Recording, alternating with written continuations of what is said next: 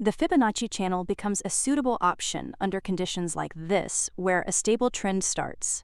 Ideally, it would be in the form of a perfectly parallel channel defined by two identical trend lines, one at the top of the channel and one at the bottom of a channel. But you probably already know that rarely happens in real life, so let's see what happens in this more common situation, where one trend line is steeper than the other. This is how we draw the basic outline of a fib channel, which has 3 points. So it's just those familiar Fibonacci numbers and levels in a diagonal form for trend lines and channels. As the trend continues, the idea is that price is more likely to return back towards the fib channel lines, especially when it nears or goes over the one level of the 0 to 1 range that makes up the main channel.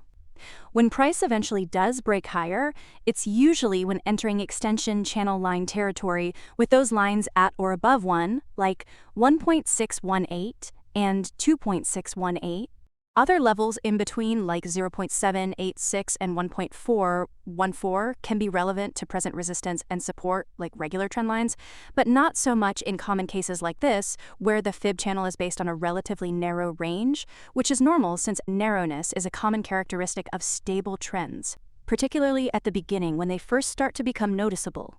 The disadvantage of using an overly narrow range is that small movements of the 3 points that make up the fib channel can have sizable changes on the proportions between the channel lines.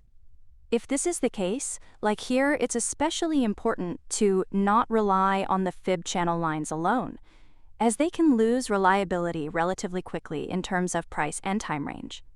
Nonetheless, when price does return to the main channel after a long time out of it, it will often still present support potential, like a reliable long-term trend line, and can reverse roles to offer resistance when the market returns to a decidedly bearish stance. Speaking of bearish, later, when price breaches a major support range, we see another stable trend. Except here, it's a downtrend. See, like a good trend line, we try to get as many swing points lined up as possible on open, high, low, and close prices of candles at swing points, but realistically, it won't always be perfectly neat. Again, it's a relatively stable but narrow channeling of price, so the levels between 0 and 1 are crammed close together. They can be used to reference internal resistance and support, but often have less impactful swing points compared to the boundary lines at 0 and 1.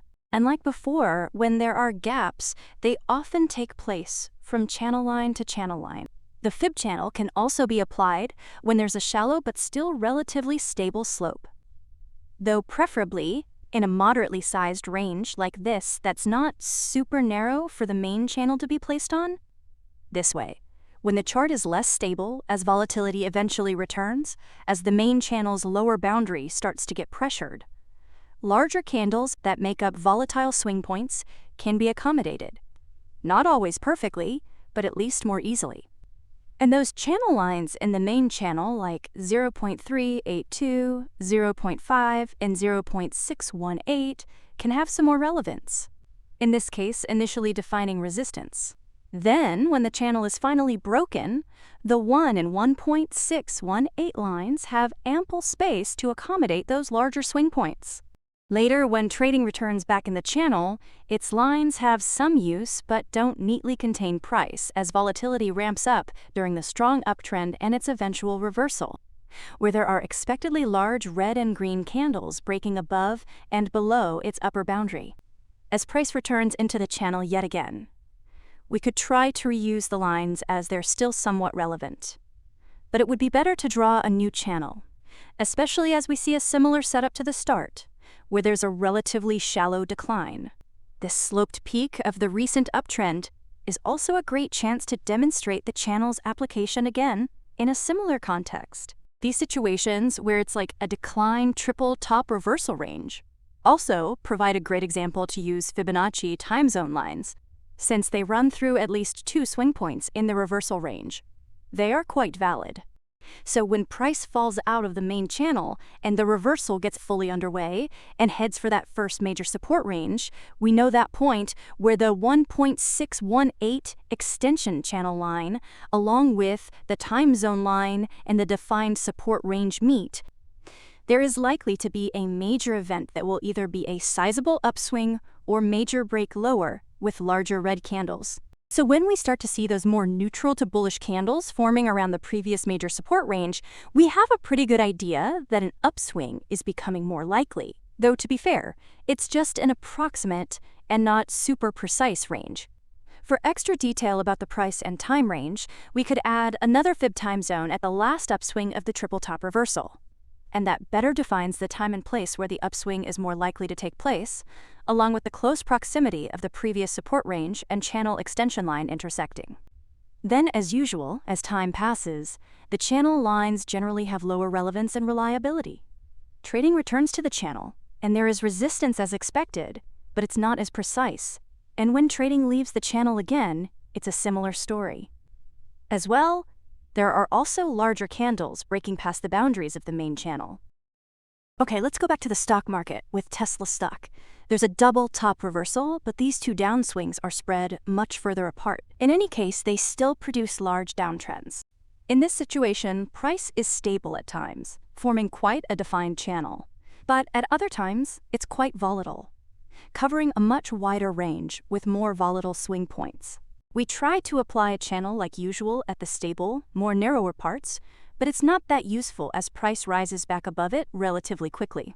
Now, as the volatility picks up again with much wider price swings and larger swing points, we could use those two defined upswing points, even though they don't necessarily form the basis of a channel or trend line in the prior downtrend. What we get is a situation where there's a much wider main channel than before, and a lot of its lines can be used quite reliably, even during those times when price becomes more volatile towards the upper and lower boundaries. And a mistake was intentionally made when placing that point near the peak. Just like when drawing a trend line, or horizontal levels of resistance and support. It would be preferable again to run through as many swing points as possible at open, high, low, and closed prices of candles. In addition to that, it's also important that you try to get the highest closing price in this case, because it's a downswing at historic highs. Not only that, but you want to go on the real body of the candle and not the wick when there is above average volume, like in this case. This lowers that point, and later this small change becomes very important as the upper boundary of the main channel runs right through a lot of these recent downswing points. It's kind of the opposite of the minor adjustment we made in the first chart example, where in those kinds of cases where there's a swing point with lower volume, it'd be just like a normal trend line or a support level, where you try to move to the wick of the candle to the upper wick of the candle, in cases where it's the opposite, where there's lower volume. But in this case, there was higher volume when the downswing began, so we would want to go lower onto the closing prices. This also shows how the third point of a fib channel that defines the upper boundary of the main channel can sometimes eventually emerge as an important trend line, even when there was only one downswing point to reference in the past. Now, even though this is a much wider channel and the lines from 0 to 1 aren't as crammed together, you still don't generally see major swing points or breaks happening at them. It's mostly minor to moderate swing points, and the more significant moves happen at the boundaries of the main channel at 0 and 1.